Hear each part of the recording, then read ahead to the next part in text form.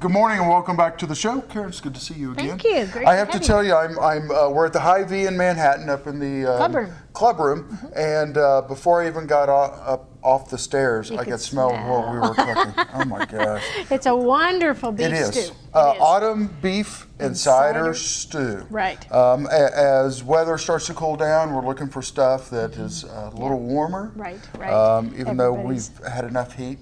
But this is something that is fantastic, and it smells awesome. So. Everybody's ready for the stews and the soups and all that, and this is a great twist on the traditional beef stew. It actually is power-packed for nutrition. The dietitian in me wants to point that out, but it has kind of a sweet and savory flavor going on, and so I'm going to show you. I obviously, like you said, you could smell it coming upstairs. I've already gotten this started, and basically all I did was I took a couple of strips of bacon, and I browned it off in my soup pot, and then I browned my nice pieces of stew meat in that, and just got it all nice and brown. And then I added the bacon back in. I added apple cider and a can of French onion soup. Just straight from the can. And you can see it's boiling away. That has now boiled for an hour and 3/4, and it's just going to be a nice tender stew meat with wonderful flavor. And I will tell you, in this recipe, I chose to use the maple flavored bacon. Just because it's going to complement the flavors we're going to add. So now that it's boiled or stewed and simmered, all we're going to do now is add the craisins, just a 1/3 cup of those. Those are dried cranberries, makes it really yummy. And then we're gonna add yams, sweet potatoes, yams, whatever you call them, just about a pound of those. And so those are gonna go in there really nicely. We're gonna stir this up good. This is just now gonna simmer and cook those sweet potatoes and fluff up those beautiful craisins for about 30 minutes. Any extra water we need to put in? Not really. It's going to make its own. You'll be surprised when we come back to this. So I think it's just going to make a wonderful stew. Those potatoes are going to kind of cook down a little bit and take up some of that wonderful sauce. So. Stew meat. You can buy it prepackaged, of course. But if someone wanted to kind of cut their own, if they had a favorite type of roast or something like that, what do you recommend?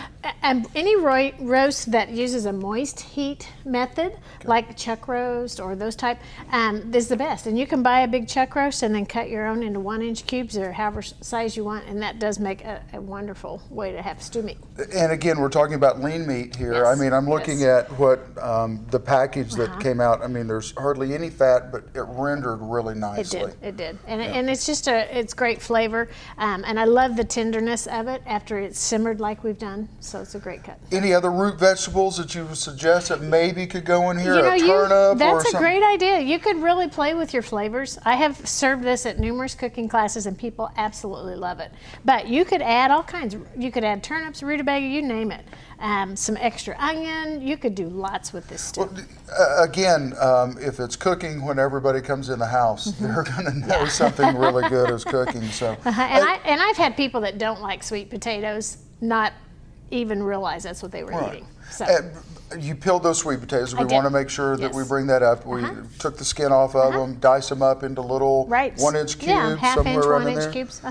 The bacon, do you want it crisp or do you still want it a little bit soft? I kind of liked it crisp up so that fat's rendered out, and then actually that's what I browned that stew meat in. I pulled out the cooked bacon and then just left the drippings and let that stew meat cook in that. So you've got that wonderful flavor too. Well, we're going to take a quick break. When we come back, we're going to kind of put everything together. Great. We'll see you guys in a minute. Thanks for staying with us. Karen, thank you for, of course, staying with us and cooking more. Potatoes have gotten soft, sweet potatoes. They've cooked up well. Yes, and again, we were kind of talking off camera.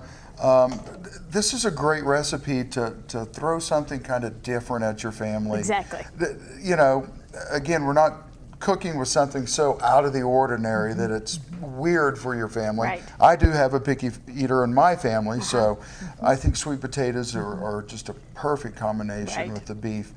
The craisins are, I put add just a nice those, hint yes, of sweetness. It does, and I like to put those on my oatmeal, you know, in the morning. Absolutely, and they're stuff good like for that. you. Yeah, they are. Antioxidants. So, well, and one thing I'll say about this stew, I'm going to dip you up a little bowl to taste. And one thing about this stew is it has boiled just about that 30 minutes that we talked about, and you can see the potatoes are still in nice chunks, so you can kind of tell. Now, if you had a picky eater in your family, you can actually I sometimes put this stew in a crock pot. Right. And let it cook longer. Right. And the longer it cooks, the more those little sweet potatoes kind of fall apart and are not as recognizable. So if you have picky eaters in your family, you can cook this stew down, even it's hot, isn't it? You can continue to cook that stew down, and actually it kind of becomes just a thick sauce on the meat.